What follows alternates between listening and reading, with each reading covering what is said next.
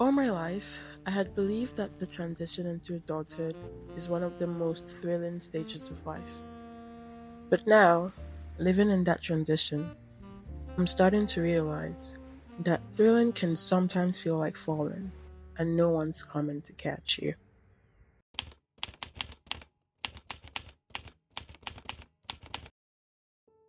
Since moving across the Atlantic at 17, I thought I had adulting figured out, checking up on family, going to university, working, paying bills. But sometimes, life makes you question that, hitting you with things you never saw coming. A bouquet, an unexpected goodbye, and a 12-hour night shift right after. For the next couple of minutes, I'm going to bring you along with me through recent moments that made me ask questions. Questions that challenged everything I thought adulting was.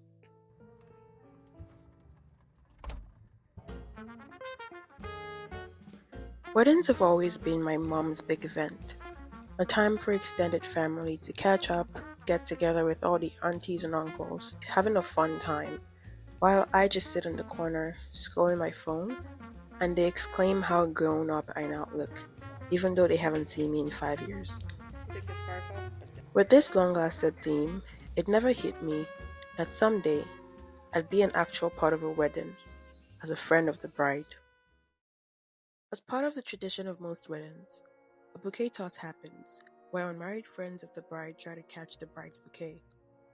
And the idea is that whoever catches it would be the next one to get married. I don't necessarily believe this is set in stone, but it is always a fun part of a wedding. So for the first time, I was the bride's friend, a worthy candidate to be part of a bouquet toss circle.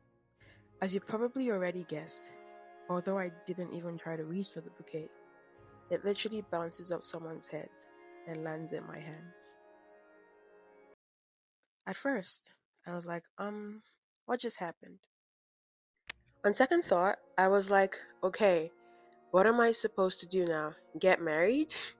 Well, let's talk about dancing. Dancing is not at all in my skill set. All my life, I was a videographer, the one behind the camera, but never in front of it. But there I was, zipped into a corset, trying to breathe while also trying to nail a 5-step dance routine in front of 80 people. Can we also talk about how carefree I had become on the dance floor? A younger me had mentally swore that I'd rather jump off a cliff than dance in public. So it surprised me to look back on videos from the wedding and notice how carefree I was, even with my uncoordinated and frequently mimicked dance moves.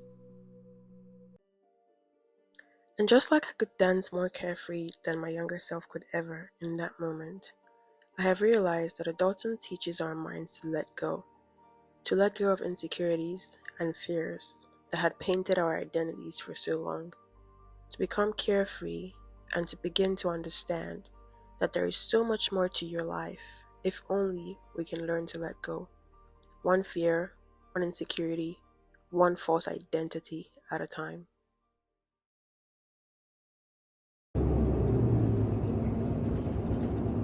Just when you think you have it all figured out, life hits you with something you never saw coming, and you realize again that adulting sometimes doesn't give you a heads up, it ambushes you.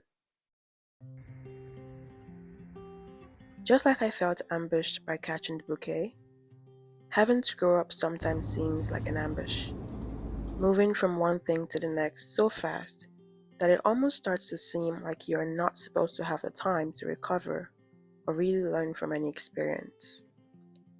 Everyone praises performative busyness and labels it as productivity. You feel an immense pressure to always be doing something, that you forget that mastery requires patience, continuity, and longitudinal steadfastness. Is that weird? Okay, hold up. There's more. Let's go to the airport.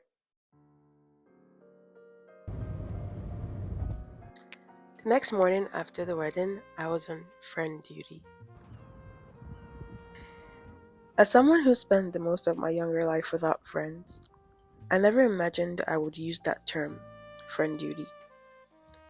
I grew up as the loner, That socially awkward girl who perfectly fit the sad and lonely aesthetic, without the emo bit, of course. Reason being West African parents. So when those friendships that feel like a once in a lifetime event come, it is so easy to assume that they will always be physically present, because where else would they go? After all, if God finally answered my longest standing prayers and gave me some friends, it only makes sense that they stay for a lifetime or a couple years at least. Well, this was one great reality check. I made a friend and I had to tell her goodbye. I accompanied her to the airport, thinking, it's not too bad. We'll FaceTime tomorrow.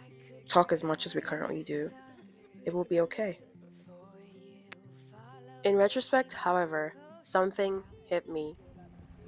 When you transition into adulthood, or when you're in the process, the see you laters that we desperately hope that our goodbyes are, might in reality just turn out to be goodbyes.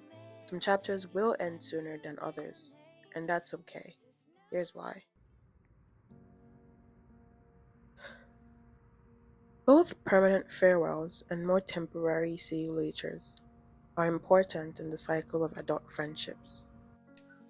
Each friendship we are blessed with plays a role. It shapes our minds, brings to us love, joy, companionship. And when they end, teaches us that life is a cycle of many beginnings and endings.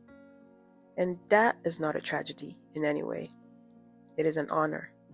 You might ask me why?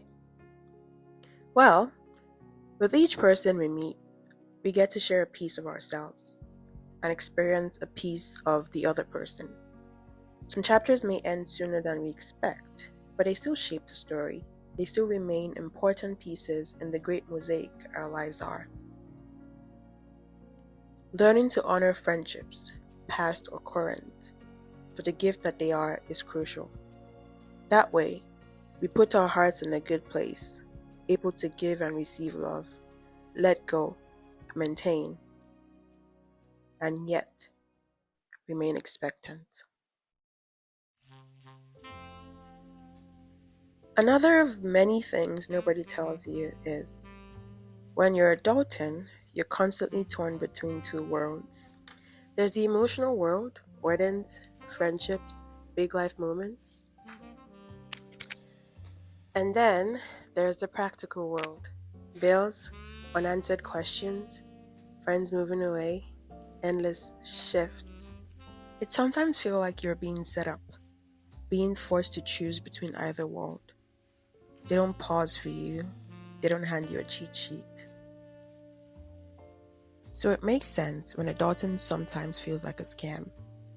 The classes are messy, there is no syllabus, no guaranteed A. Yet, you learn to get up even when you want to stay down. You learn that grief and joy can be roommates in your heart. And you learn that growing up isn't a finish line. It is a daily decision to keep showing up. So, you might ask me, is adulting a scam? Yes, it is. But with the forceful growths and sometimes uncomfortable but necessary changes it comes with. It is a scam I am willing to fall for, again and again. Take 3. So I just finished making videos. I think I would make a really good auntie though. I think I will. I think the girl in her element, kind of. There's water here, so maybe. Are they called bleepers or bloopers? Night. No. We got this. Bicorm. Bicorm. The emotional world. Hi, I'm Praise. I got a shift in like an hour, so end of video shooting. Or my name is actually Praise, guys. Like many people, I tell them my name's Praise, and they're like, "Oh, nice. Is that your first name?" And I'm like, "Yes, it's my first name." What do you mean? Like, what do you mean? Like, you could ask for context. Like, girl, why do I look like someone's mother?